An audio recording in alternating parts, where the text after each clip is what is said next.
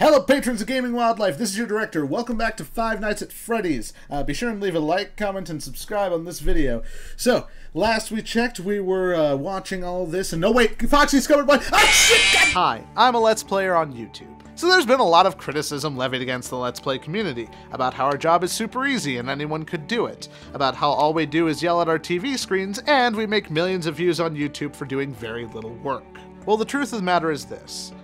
Let's Players are as surprised as you are that this is an actual job. I mean, that's how any brand new industry works. A whole bunch of people start doing something, realize, hey, I can make a job off of this, and then boom, everyone wants to do it. See, most of us started doing this as just a hobby, you know, something for fun. Its origins date back to around 2005 on the Something Awful forums, though the actual phrase Let's Play wouldn't be coined until about 2007.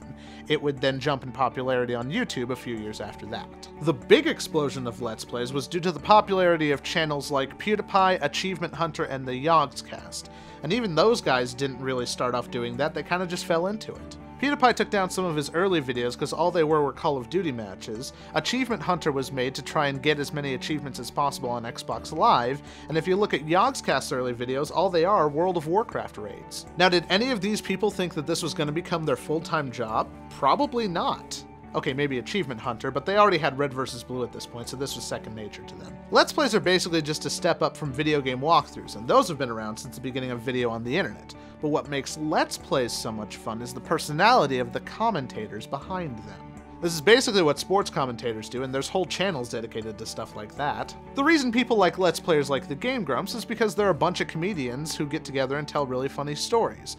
The reason people like Let's Players like Markiplier is because he's got a beautiful, booming voice. And the reason people like Let's Players like PewDiePie is because he's silly, random, and screams like a girl when he plays horror games. But if you were to ask any of these people, did you ever expect this would be your full-time job? Their answer would be an overwhelming no. Mark Fizbach and Felix, I'm not even going to try and pronounce his last name, both dropped out of college so that they could do YouTube full-time. The Game Grumps even started their channel so that they could get more popularity for their animations and other channels on YouTube. But now they all do it full-time, and there's a really big audience for it. There's just something really compelling about watching an individual's experience through a really popular video game. Oh, and for those of you who say that there's no work that goes behind Let's Plays, have you ever done video editing in your entire life? Sure, these people get to play video games as their job, but the emphasis is on the commentary, not necessarily the gameplay. And they are releasing videos daily, so they are constantly editing. Hell, the Game Grumps themselves throw out like 3 videos a day. Plus, they've all gone on record saying that there's a ton of footage that we don't see because the commentary wasn't very interesting. So imagine for every hour that you watch, there's about 3 or 4 hours that got cut. Of course, that's true with all editing. Hell, this video is going to be about 4 minutes long, and Dan's going to have to sit through about an hour of footage just to be able to finish it. Sorry, man. There's nothing I can do. There's nothing I can do. There's nothing I can do. So keep all this in mind whenever you see a little channel try and emulate Markiplier or PewDiePie or someone like that. This is really popular and lucrative right now, and who knows, some small gaming channel may reach their ranks of popularity someday. Hey, look, a plug for us! I'm just gonna stand here for a moment. Let's Players. We had no idea it would get this big, and we're not stopping anytime soon.